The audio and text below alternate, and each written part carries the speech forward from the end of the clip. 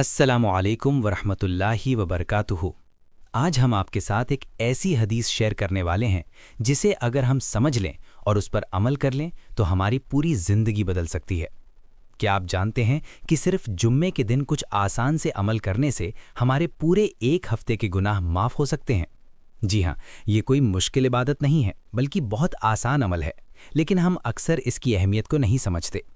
हज़रत सलमान फ़ारसी रज़ी अल्लाहु अन्हु से रिवायत है कि नबी करीम सल्लल्लाहु अलैहि वसल्लम ने फरमाया कि जो शख्स जुम्मे के दिन गुस्ल करे, अपनी इस्तिताअत के मुताबिक पाकी हासिल करे, तेल लगाए और खुशबू लगाए, फिर अपने घर से नमाज जुम्बा के लिए निकले और दो आदमियों के बीच ना घुसे, फिर जितनी नमाज उसके लिए लिखी गई है वो अदा करे और जब इमाम खुतबा दे तो खामोश रहे, तो उसके इस जुम्मे से दूसरे जुम्मे तक के गुनाह माफ़ कर दिए जाते हैं। ज़रा गौर करें, कितनी बड़ी खुशखबरी है। हम रोज़ाना गुनाह करते हैं, छोटे बड़े, जानबूझकर या अनजाने में, लेकिन अल्लाह ताला हमें हर जुम्मे एक सुनहरा मौका देता है कि हम अपने गुनाहों को माफ़ करवा लें।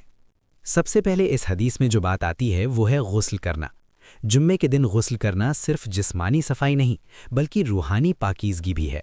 जब इंसान पाक होकर अल्लाह के घर जाता है तो उसका दिल भी साफ़ होता है और उसकी इबादत में खुशू पैदा होता है।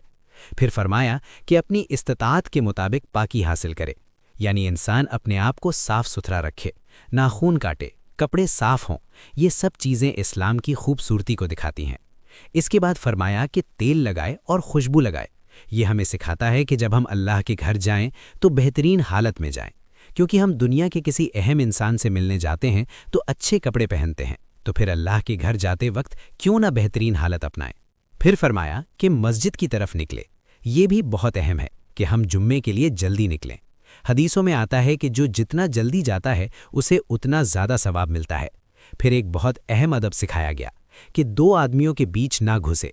आजकल हम देखते हैं कि लोग मस्जिद में जगह बनाने के लिए दूसरों को तकलीफ देते हैं, लेकिन इस्लाम हमें अदब और एहतराम सिखाता है। अगर जगह ना हो तो जहाँ जगह मिले वहीं बैठ जाएं, किसी को तकलीफ ना दें। फिर फरमाया कि नमाज पढ़े जो उसके लिए लिखी गई है, यानी जो नफिल नमाज हो सके वो अदा करे, क्योंकि जुम्मे के दिन इबादत का सवाब बहुत ज़्यादा होता है। और सबसे अहम बात, जब इमाम खुतबा दे तो खामोश रहे। यहाँ हमें ख़ास तौर पर ध्यान देना चाहिए, क्योंकि बहुत से लोग खुतबा के दौरान बातें करते हैं, मोबाइल चलाते हैं या ध्यान नहीं देते। हालांकि नबी सल्लल्लाहु अलैहि वसल्लम ने फरमाया कि अगर तुमने किसी से कहा चुप रहो तो तुमने भी बेकार काम किया। ज़रा सोचें, हम मस्जिद में आते हैं, इतनी मेहनत करते हैं, लेकिन अगर हम खुतबा के दौरान बात करें तो हम अपना सवाब खुद ख़त्म कर देते हैं। अब आते हैं इस हदीस के सबसे खूबसूरत हिस्से की तरफ कि उसके एक जुम्मे से दूसरे जुम्मे तक के गुनाह माफ़ कर दिए जाते हैं। ये कितनी बड़ी रहमत है अल्लाह की।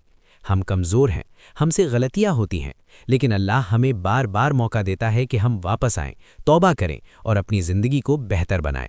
जुम्मे का दिन सिर्फ एक नमाज नहीं बल्कि एक पूरी ट्रेनिंग है। ये हमें सफाई सिखाता है, अदब सिखाता है, वक्त की पाबंदी सिखाता है और सबसे बढ़कर अल्लाह से रिश्ता मजबूत करता है। आज हमें खुद से एक सवाल करना चाहिए, क्या हम सच में जुम्मे को उसी तरह अदा करते हैं जैसा नबी सल्लल्लाहु अलैहि वसल्लम ने सिखाया, या हम सिर्फ एक रस्म के तौर पर मस्जिद जाते हैं? आइए आज से नियत करें कि हम हर जुम्मे को सही तरीके से अदा करेंगे। गुस्ल करेंगे, अच्छे कपड़े पहनेंगे, खुशबू लगाएंगे, जल्दी मस्जिद जाएंगे, खामोशी से खुतबा सुनेंगे और अल्लाह को दिल से याद करेंगे। यकीन मानिए, अगर हमने ये आदत बना ली तो हमारी ज़िंदगी में सुकून भी आएगा, बरकत भी आएगी और सबसे बढ़कर अल्लाह की रज़ा हासिल होगी। आखिर में आप सबसे गुजारिश है कि इस पैगाम को अपने दोस्तों और घर वालों तक ज़रूर पहुँचाएं, क्योंकि हो सकता है कि आपके ज़रिए किसी की ज़िंदगी बदल जाए। अगर आपको ये वीडियो पसंद आई हो तो लाइक, शेयर और सब्सक्राइब ज़रूर करें। जज़ाकल्लाहु खैरन। अस्सलामु अलैकुम वरहमतुल्लाहि वबरकातुहू।